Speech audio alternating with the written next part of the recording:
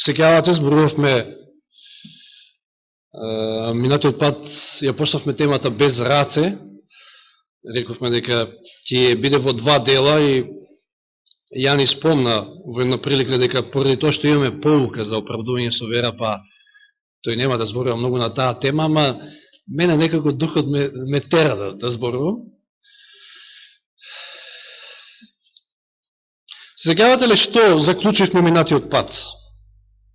Еве да ве подсетам, што значеше терминот без раце во Библијата? Без човечка интервенција, со други збори. Испомнавме некои примери.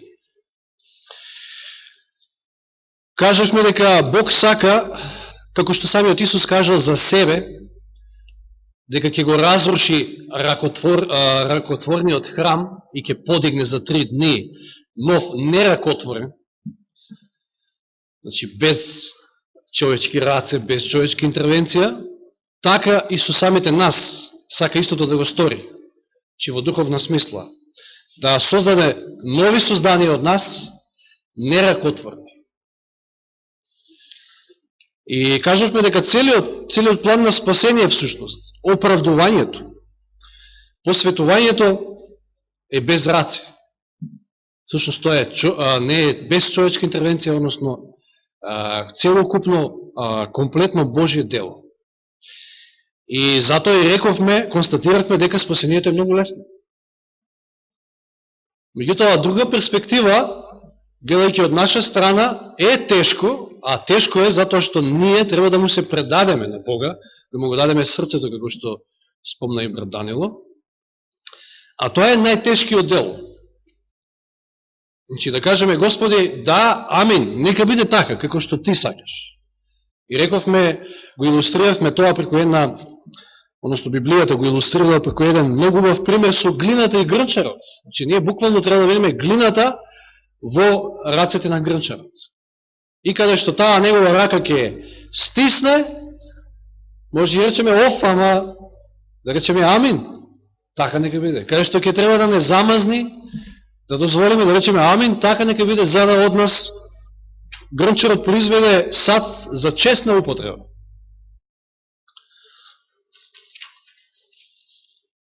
Или храм неракотворен.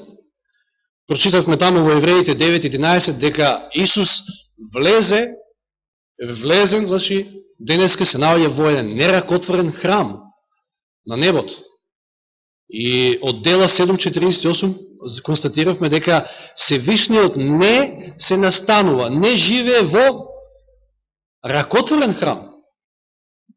Значи, ако ние се обидуваме самите да се изградиме, самите со своји собствени сили и собствени дела, да го постигнеме спасението, то не е возможно. Едноставно, Светиот Дух, односно самиот Исус, не може да се всели во нас, а без него сме немокни. Значи, целото спасение е долу рацете, без раце всушност. И спомнав дека во овој втор дел ќе спомнеме неколку примери од Библијата, низ кои што можеме да научиме многу. И што мислите, од кој ќе почнеме? Кој е оној кој што прв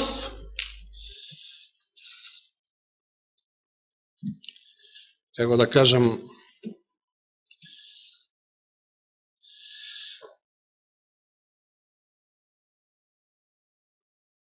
значи започнал со концептот на самоправедност. Кој е првиот? Дотвориме во Езекијел 28 глава, веќе веројатно погодувате кој е, меѓутоа ќе читам од ревидираниот превод, овде подобар овој стих, Езекијел 28 глава. Значи, оној збор што не ми текнуваше, прв ја промовирал самоправедноста на некој начин. 28 глава, 13 стих.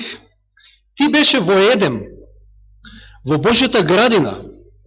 Твоите облики беа украсени со секакви скапоцени камења. Рубин, топаз, диамант, берил, оникс, јаспис, сафир, тиркис, смарагд и злато. Сите вешто искаени и нанижани на тебе, приготвени во денот кога беше создаден. Стана збор за Луцифер. И тоа дали забележувате дека он бил облечен во една облека искаена. Да ве подсетам сега на еден цитат од минатиот пат што читавме. Искаена на каков разбој.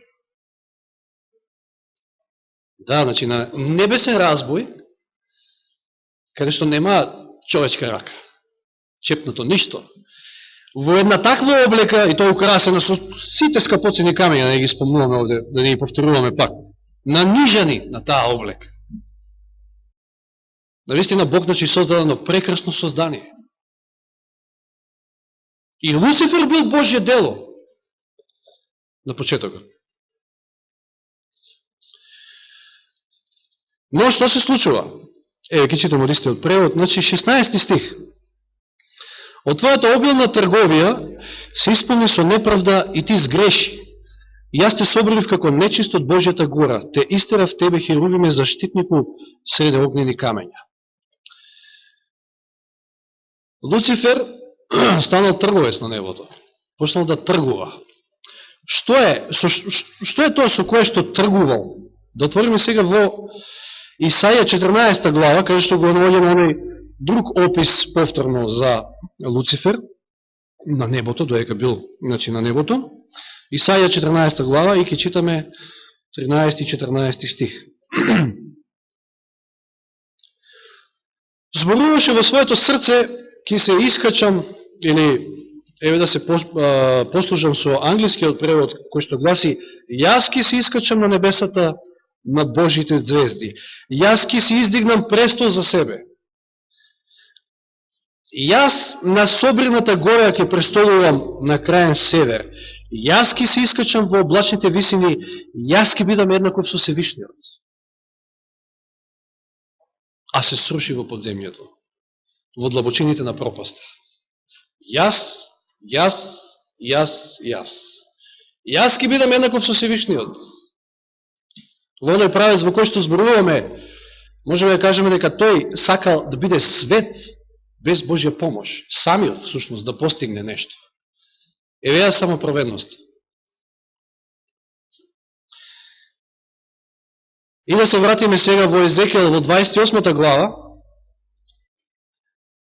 Од каде сето ова? Кај Луцифер? Што допринело да се појави вакво нешто? 28 глава Езекијел, сега читаме 17 и 18 стих. Од убавината твоја се возгордеа срцето твое. Поради богатството твое си ја загуби мудроста своја. Богат сум и си збогатив, ништо не ми треба. Уште првото место. Да бидам на местото на Бога. Ве подсеќа ова на нешто. Ја загуби мудроста своја, значи ради богатството, затоа јас те соборив на земјата, те предадов на подсмев пред царевите. Со многуте гревови своји, во неправедната твоја трговија, ти ги оскверна твоите светилишта. Што е светилиште? Храм. Дали се сеќавате кога зборувавме за умот, споредбено го споредувавме со храмот, значи светилиштето, скинијата во Стариот Завет, потоа храмот кој што го изграделе израелците. Предворје, па прв дел, па втор дел.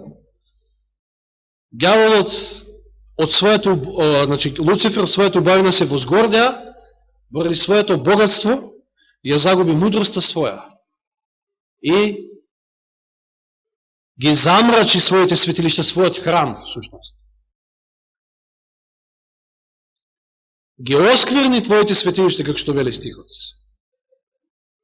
Значи, тоа беше Езекијел 28, 17 и 18, последните што ги читав.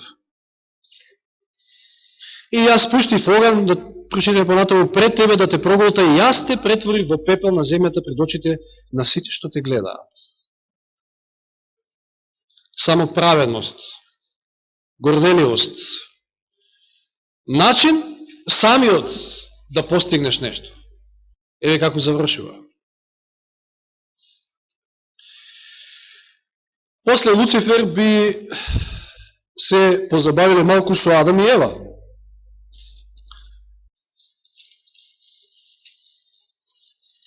И ќе отвориме во 3 глава Битие.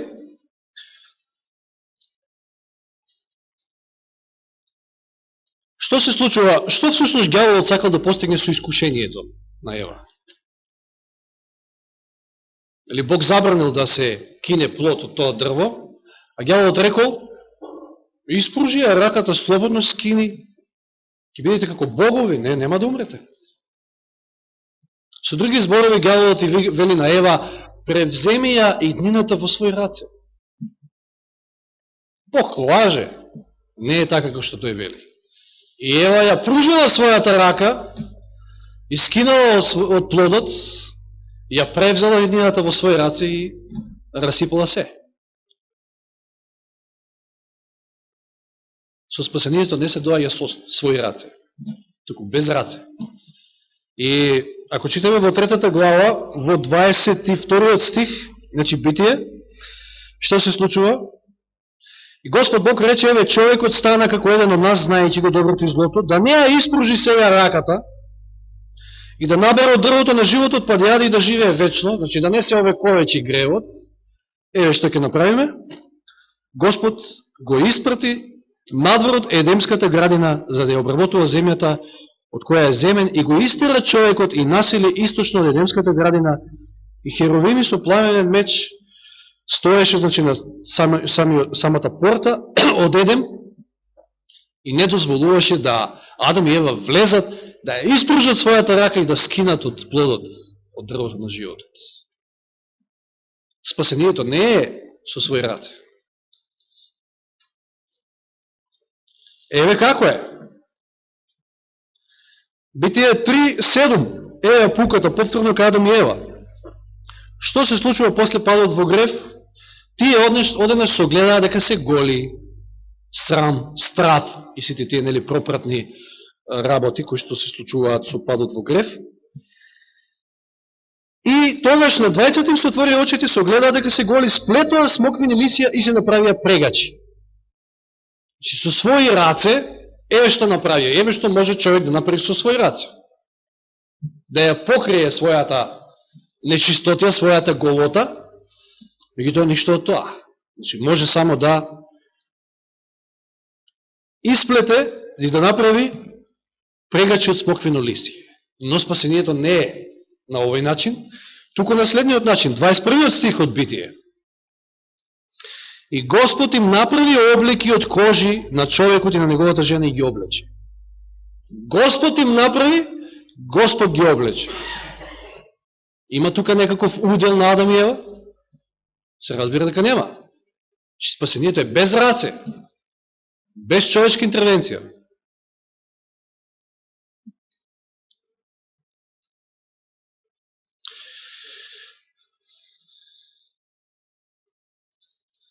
Да одиме сега во случајот на Аврам, имаме исто една интересна поука. Да се посетиме, што му ветува Бог на Аврам? Потомство, син и големо потомство, како звездите на небото. Но Аврам чекал и решил да му помогне на Бога, односно Сара била таа која што решила такво нешто, а Аврам ја послушал.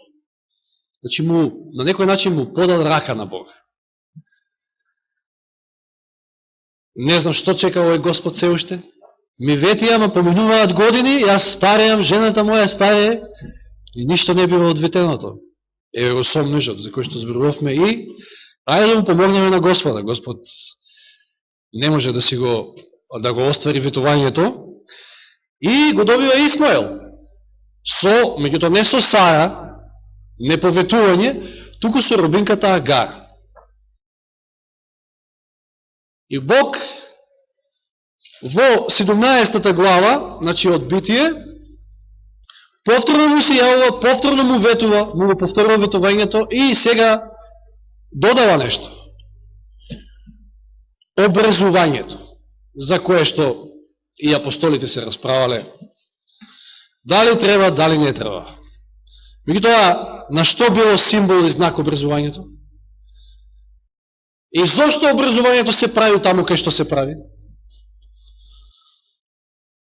Образувањето всушност со други зборови значи телото е немоќно.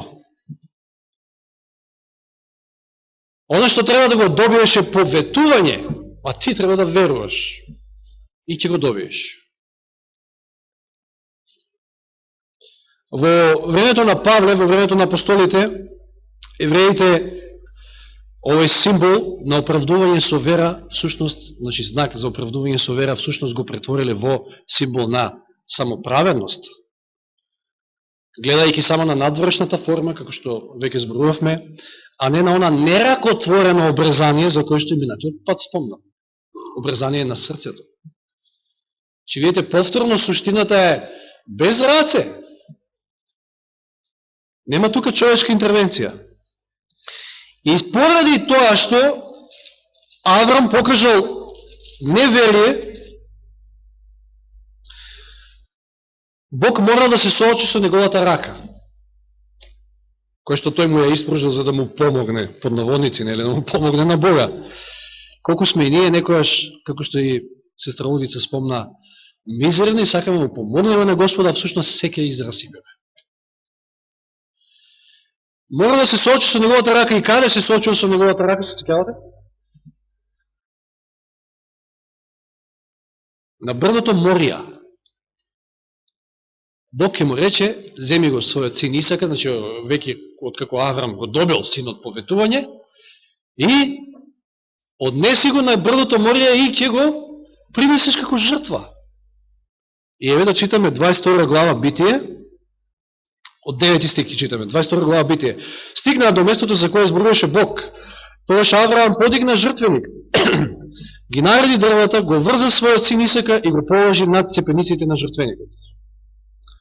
Сега Авраам ја испружи раката, еве го соочувањето, ја испружи раката и го зеде ножот за да го заколе сина си. Но, еве Божјата интервенција. Господов ангел од небото го повика и рече: Авраме, Авраме, и овој вели: еве ме. Не ја спуште раката врз детето, рече. Зошто? Зато што спасението не е со човечки раце. Туку ова било испит, Бог мора да се соочи со Аврама за да види дали Аврам сега му верува на Бога, дали Аврам е спремен да му предаде се, како што зборувавме, тоа е нашиот дел, да му се предадеме целосно. Па дури не го задржал ни својот син Исак. И со тоа покажал дека го има Бога. Значи, дека Бог го има неговото срце, всушност. Му го предал комплетно срцето. Не ја спуште раката врз детето, 12 стих, рече, ниту му прави нешто. Еве сега знам дека се боиш од Бога, зашто не го задржа од мене ни својот син, својот единец. Дали забележувате сега, овде е и нашиот дел, оној кој што е ние секојаш тежок, затоа што сме во таква природа, че да му предадеме се на Бога, комплетно, Твоја воля, Господи, нека биде. И оној Божи дел, че спасението е без раце. Во случајот на Аврам го гледаме спасението во целост. Нашиот дел, Божиот дел. Дори кога зборуваме за предавање на волјата, да прочитаме Филипјаните 2.13. Филипјаните 2.13. Дури и овде колкаво е Божето делување. 2.13. Зашто Бог е оној кој действува во вас, да сакате и да постапувате според неговата волја. Дури и овде Бог е оној кој што действува. Меѓутоа, не може тој за нас да каже амин, да каже да, че ние сме тие кои што треба да дозволиме.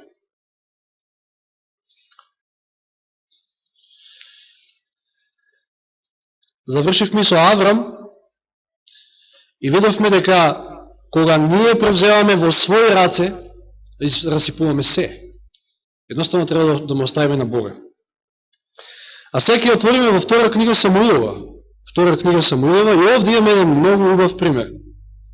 Во 6 глава, втора книга Самуил, 6 глава, станува збор за Уза. И случајот со Уза, ќе читаме од први стих, 6 глава. Еден ден Давид пак ги собра сите одбрани момчиња во Израел, 30.000 луѓе, Потоа Давид и сета војска што беше со него тргнаа на пат во Јудина вала за да го донесат оттаму Божиот ковчег што го носи името на Господа на силите, кој живее над херувите. Божиот ковчег го положил на нова кола, откако го изнесува од Авинадовата куќа, што стоеше на ричето. Скјавате таму во таа куќа, стоел доста долго време, откако успеале назад да го вратат од филистејците. Уза и Ахио, Авинадовите синови, ја придружуваа колата. Уза врвеше покрај Божиот ковчег, а Ахио одеше пред него. Давид, сиот Израелев дом и сиот Израелев дом играат пред Господа со сета сила, пеејки, се извинувам, наспоредно со звуците на гуслињата, псалтирите, тапанчињата, свирките и кимвалите. 6 стих. Кога дојдоа до Нахоновото гумно, Уза посегна со раката по Божиот ковчег за да го придржи, зашто војовите за малку ќе го превртеа. Што се случи? Уза беше погубен на лице место. Зошто? Ако да не отваряме во Бројеви 4 глава, таму кажува дека светите нешта можел да ги допре само свештеникот. Укажувајќи на Христа, на светецот, на светиот, а камоли па ковчегот на заветот, тој бил најсвет. Ако читате 4 глава Бројеви, ќе видите како левитите, сето тоа било совршено поставено кој што, како треба да носи. Уза не смела ова да го направи. Меѓутоа имаме една убава полука овде. Уза со своји раце, концептот своји раце, знаеме што значи, со своја сила, сакал да го задржи Божиот закон да не се скрши. Со други зборови, ние, често пати ние ово го правиме, со своји раце, со своја сила, сакаме да го одржиме законот и да не го прекршиме. Меѓутоа, што следува? Смрт. Тоа не е спасение. Спасението не е на тој начин. И видите интересно, 8 стих, на Давида му беше жал што Господ го удри така Уза и тој го нарече тоа место Фарес Уза. Во заграда овде стои преводот на ова пораз. Значи, секогаш, кога со своји раце, со своја сила, сакаме да го одржиме законот, тоа е еднакво на пораз. Ништо друго. Сетете се на Уза и на Фарес Уза, што значи пораз.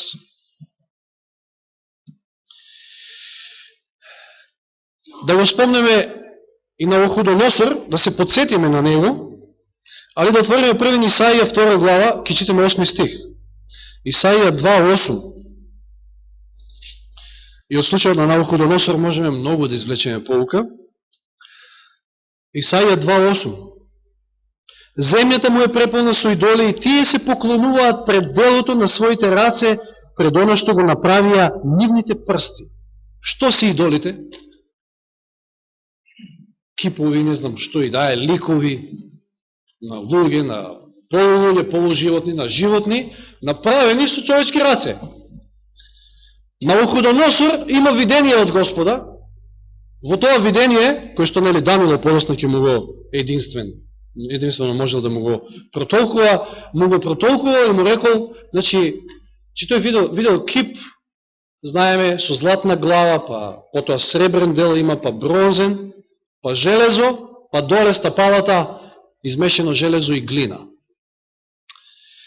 Не знаеме од пророштвата, значи, што се тоа представува, ми тој ќе го погледнеме денеска овој кип во на поинаков начин. Да земеме вака дека кипот и видението, значи што го видел во видение на Навуходоносор, не е оној кој што тој го изградил, тој изградил, наредил да биде изграден, златен, комплетно целиот кип да биде златен. Кипот кој што го видел во сонот, значи има златна глава, па имаме сребро, па имаме бронза, па железо и глина. Значи од најдрагиот метал, па идеме кон се поневреден и поневреден. На некој начин на духовна деградација на човекот, на човештвото. И ние денеска живееме во еден период кога зборувавме за глината, значи ние треба да имаме глина. Живееме во период кога, во кој период живееме? Во прстите таму, стапалата. Кај што имаме мешавина, невозможна, инаку мешавина на железо и глина. И знаеме тоа што значи, меѓутоа, во овој контекст во кој што зборуваме, ќе кажам вака, значи, тоа се луѓе, знаете, Библијата вели ќе дојдат тешки време, затоа што луѓето ќе станат семишни, само живи, сребролюбци, само фалци и така натаму, така натаму. Тоа ја осликува таа состојба прикажана преку стапалата, железо и глина. Глина која што не можеш да ја оформиш, како ќе оформиш железо и глина? Можеш ли да направиш ќуп, било каков сад, од таква глина која што е измешана со железо? Железото е тврдо, не можеш да го оформиш со... Значи, грмчарот сега да земе да направи кип од мешавина на глина и железо. Не може. Денеска човештвото е такво. Само главо, само живо, тешко да... Значи, оној дел, како што спомнавме, предавање во Божите раце, во раците на грмчарот, за да не оформи, направи сад за честна употреба. Меѓутоа, не доека тоа железо не се претопи. И затоа Езекијел, во Езекијел 36 глава, што вели? Ево да отвориме Езекијел 36 глава.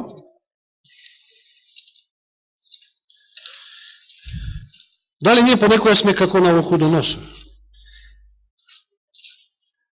Градиме некој свој имидж, свој лик, и нормално секоја се обидуваме да тоа биде златен лик. Ние сме нај, ние сме супер, меѓутоа таквиот лик Бог го руши. Лажен лик може би за себе градиме, како што Навуходоносор си ставил во глава, се рекол, а не, моето царство ќе биде вечно, ќе биде како јас што сакам, а не како што Бог сака. Значи, реков Езекијел 36 глава, 26-27. Ќе ви дадам ново срце и ќе вдахнам нов дух во вас, ќе го извадам каменото срце од вашето тело, тврдото срце. Или, ја би рекол во овој случај, железното ваше срце, железо и глина. Не можеш никаков сад да направиш од таква смес. И ќе ви дадам месното срце, значи, ќе ја омекнам, затоа треба кршење, затоа треба кршење како што се сеќавате каде погодил и каде точно удрил оној камен кој што бил вика одвален, ама не од рака. Значи без раце, Божјата интервенција, удира точно на стапалата. Таквата смеса, таквата глина треба се крши, да се крши постојано. Се дека значи не се добие онаа глина од која што Бог, односно грмчар, може да оформи еден сад за честна употреба. Тоа е кршењето на нашата волја. Значи, треба да дозволиме да му се предадеме на Бога, да Тој не обликува онака како што Тој сака, да не се подсетуваме повторно на Еремија 18 глава. Еремија отишол, бил пратен во грмчаровата куќа за да види таа сцена на тоа како грмчарот прави сад од глината и забележавте таму еден момент кој што едно огромно охрабрување за нас треба да биде. Ако од глината вика не успееше да направи сад како што сака, што правеше? Ќе растуреше садот и повторно од истата таа глина се обидуваше да направи сад. Тоа го прави Бог со нас, постојано. Дека него доби оној производ што сака да го доби. Ама тој производ е производ на неговите раце, тоа е негово дело, тоа не е наше дело. Ние сме глина, глината не може ништо, освен да се покори на раците на грмчарот. Но бидејќи ние сме глина со слободна волја, тука треба кршење. Затоа и го спомнав ова илустрација со кипот и со Навуходоносор. Погледнете во овој стих Исаија 29.16. Исаија 29.16. Вели колкаво безумство. Исаија 29.16. Колкаво безумство. Бог ова го нарекува безумство. Од ова ќе заклучиме колку денеска луѓето имаат памет, колку се мудри, колку се умни. Колкаво безумство. Дали се цени глината колку грмчарот, па делото да му рече на својот творец, тој не ме направи. Што е ова? На што е подсеќа ова? Дарвинизам. Еволуција. Глината му вели на грмчарот, делото на грмчаровите раци му вели на грмчарот, ти не ме направи. Па не учеа со години дека тој не направил. Колкаво безумство! Ова е едно огромно безумство, така вели Бог. Или грнецот да му рече на грнчарот, тој не разбира ништо. Која е? Па наистина е безумство. Грнецот да му рече на грнчарот, ти не разбираш ништо. Често пати сме ние такви. Не ние сакаме, Господе, ти не разбираш ништо. Вака треба. Не, раците треба да ги тргнеме подалеку, затоа што спасението е без раце. Ние сме Негово дело, создадени за добри дела. Тоа Бог сака да го постигне со нас. Да направи од овие ракотворни храмови неракотворни, во кој што тој ќе се настани.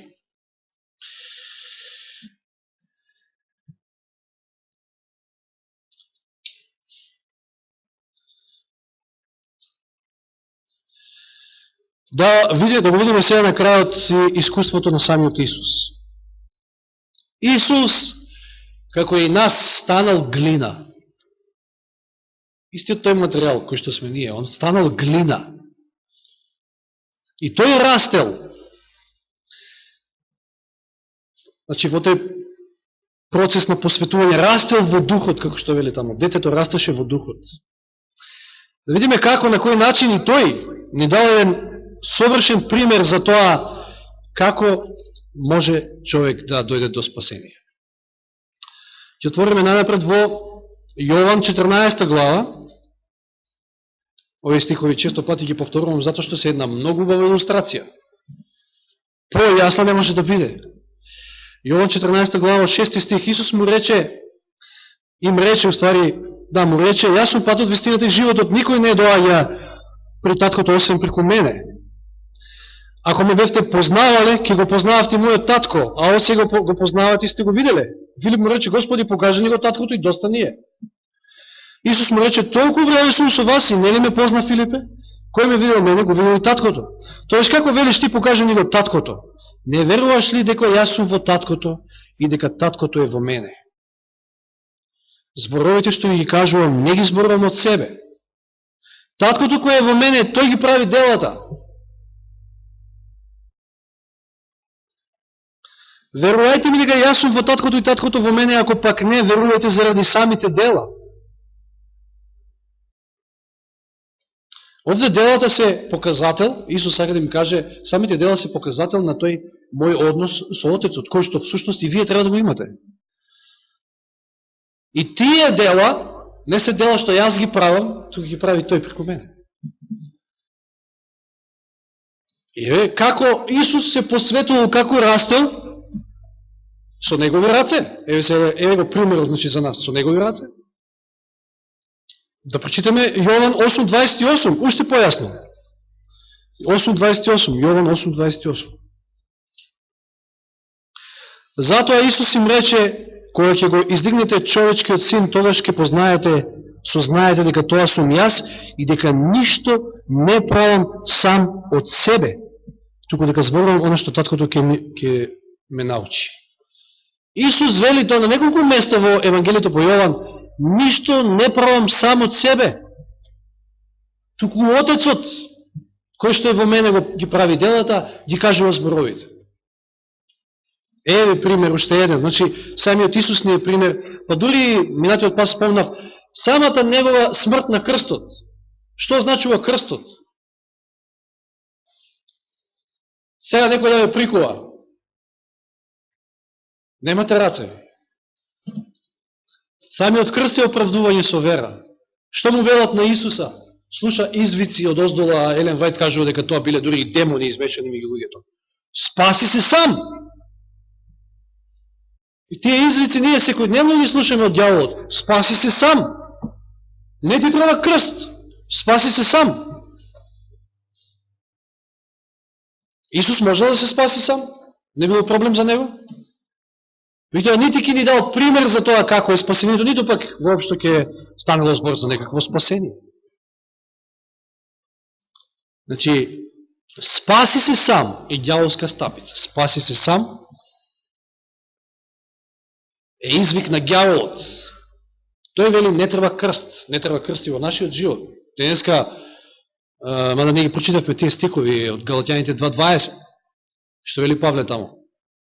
Јас сум раснат со Христа, јас умрев, јас не живеам, туку Христос живее во мене. Само на тој начин е спасението. И тој што живее во мене, тој ги врши делата. Тоа се тие дела на верата. А делата на законот се оние делата на Уза, делата на Аврам, кога сакал да му помогне на Бога. Тоа се наши дела на законот. Наши обиди да го одржиме законот, за да дојдеме до спасение. Не може така. Спасението е без раце. И на крајот не можеме да не го спомнеме запечатувањето. Оние што ќе бидат запечатени со Божиот печат се оние луѓе кои што научиле да ги тргнат рацете. Да се подсетиме, што е печатот Божи и каде се става печатот Божи? Зашто саботата е печат Божи? Таа сабота која што мнозина ја отфрлаат. И дали е само станува збор, ова недела баш имав некоја така дискусија со некои личности преку Фейсбук, токму околу тоа, дали саботата е само ден, кој треба да го држиме као денеска, или има тука нешто многу подлабоко. Сме зборувале често пати. Саботата значи починка, нели? Починка и ден во кој што Бог отпочина од своите дела и не повикува во Евреите 4 глава и ние да отпочинеме од своите дела. Што значи тоа? Печат на оправдување со вера е тоа. Починка, долу рацете. Нема твој удел, нема твоја човечка интервенција. И затоа тој печат Божи се става на челата, а не и на раката. На раката се става нешто друго. Што се става на раката и на челото? Жигот на зверот. Или не знаеме. Како знак на тој жиг на зверот е неделата. Зошто? Саботата и неделата, видите колко има многу подлабоко значење. Па неделата е човечка творбина. Човечка творба. И токму таа означува спасение со дела, на свој начин спасение. Бог посветил еден ден, рекол, одмори се, почивај. Јас ја водам битката за тебе. Ти тргни ги рацете од спасението, со други зборови. Не така, вака. Неделата е човечка творевина. Бог не ја допрел неделата, светиот, за да ја посвети. Ја допрел саботата. Саботата е света. И затоа жигот на зверот се добива и на челата, ама и на раката. Затоа што станува збор за оние кои што се обиделе да се спасат. Не се научили да ги тргнат рацете, се обиделе да се спасат со своји раце, со своји дела. Значи, разликата меѓу саботата и неделата е многу посуштествена и поголема. Па затоа и неделата пред се од кого донесена?